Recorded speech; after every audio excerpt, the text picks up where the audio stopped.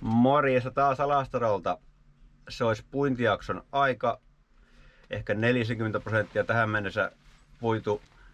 Hannes tuli vähän tsekkaamaan, miten tähän mennessä on sujunut. Ja lähden tästä pellolle nyt traktorilla jatkamaan puintia.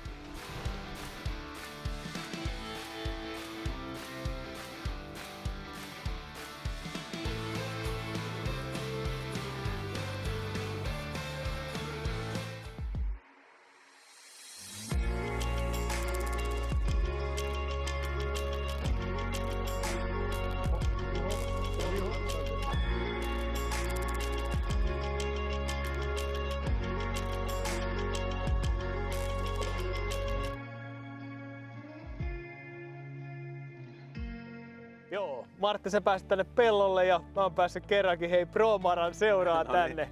Mitkä on fiilikset puintien suhteen? Minkälaisia satoja on? Ihan hyvä. Ehkä kaikkein positiivisin juttu on ollut se, että se alku pari viikkoa oli niin lämmintä ja pääsi niinku tosi pienellä kuivauskustannuksella. Se on tietysti tosi merkittävä juttu. Ja mä oon puinut aikaiset kevätvehnät, niin se oli vähän syysvehnää joukossa. Sitten mulla on kaikki kaurapuituna. Ja nyt ollaan ohran kimpussa. 200 ohra mulla on nyt pääkasvi tänä vuonna ja sitten on vielä rapsi viimeisenä odottamassa, että ihan sillä jouhevasti edennyt.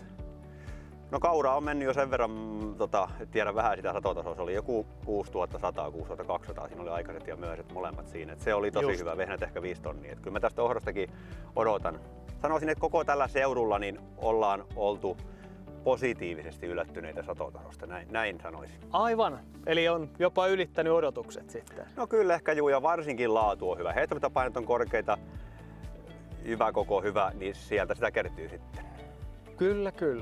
Onko jotain asioita, mitä ajattelisit, että olisit tehnyt toisin näin jälkikäteen tai tässä vaiheessa? No sanotaan, että aika hyvin on onnistunut varsinkin siinä, että lohkot on reunasta reunaan aika tasaisia, että epäonnistuneita lohkoja tai lohkon sisällä edes on aika vähissä, sellainen tasainen. Ehkä korrensäätelyssä, vaikka olinkin varovainen silloin ennen hellejaksoa niitä tein ohralle ja kauralle, niin jälkikäteen voisi sanoa, että vähempikin olisi riittänyt. Toki se on nyt helppo sanoa, kun ne lakosateet ei tähän osunut. Että ei hirveästi sellaista. Mielestäni kylvötyö ja ruiskutustyö hyvin onnistunut ja sitten tietysti kun niitä sateita tuli, niin nehän siinä sitten on ratkaisevassa asemassa ollut tänä vuonna, että tuli sinne alkuvuoteen riittäviä sateita. Aivan, joo, ja lannoitukset mennyt nappiin, vaikka sulla on karjalantaakin käytössä. Niin... No joo, sen takia tietysti korjasäätelyä tulee siellä. Mutta sanotaan, että hiukan pelkään nyt mallasohran laatuni puolesta, että se saranta on ollut sen verran pientä, että jos sitä karjalantaa tai kun sitä on pitkin vuotta sitä liuennut, niin mulla saattaa olla valkuaisten kanssa ongelmia. Se ei ole mulle ihan selvää, ei ole laatutietoja ohrasta, mutta vähän semmoista kuuluu tässä, että kovilla lannoituksilla, kovillakin satotasoilla on ollut hiukan valkuaisten kanssa. Joo.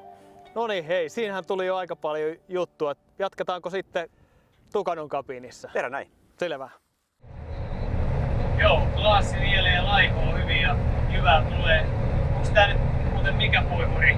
Muistaakseni sulla oli päivitystäkin ajatuksissa, että... Joo, tää on 10 vuotta vanha pieni Tucano 320.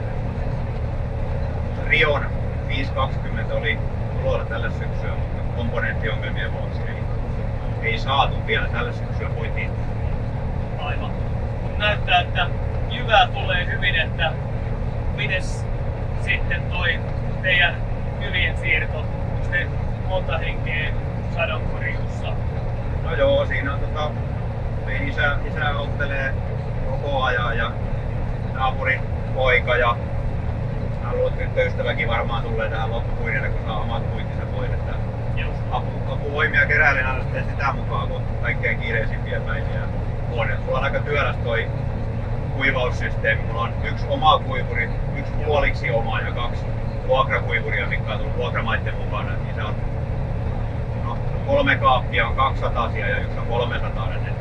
Kuivauskapasiteettia mulla on niin paljon, mutta se on työlästä. Nyt kielit on ollut vielä suotuisia tähän alkupuinteihin ja mahdollisuudet myöskin syysviljakasvustojen perustamiseen, niin meinaatko? Joo, koko ajan on edistetty, kun on lohkoja vapautunut. Hiukan jankkuroitiinkin, oli niin kuivaa siinä. Nythän täällä on satanut yli 60 milliä viikon aikana. Tämä oli niin kuivaa, että jankkurointi meni hyvin, kultivointi meni ihan älyttömän hyvin. Mä oon ruista kylvänyt reilu 10 hehtaaria ja sillä mä vielä jatkan. Ja sit syysvehnää vielä tietysti perään, jos vaan on kelejä. Mutta sadonkorjuu nyt edellä kuitenkin, mutta kyllä tänne syyskylvölle on tarkoitus uhrata jonkin verran. Sanotaan seuraavan viikon puolesta aikana niin aikaa myös. Joo.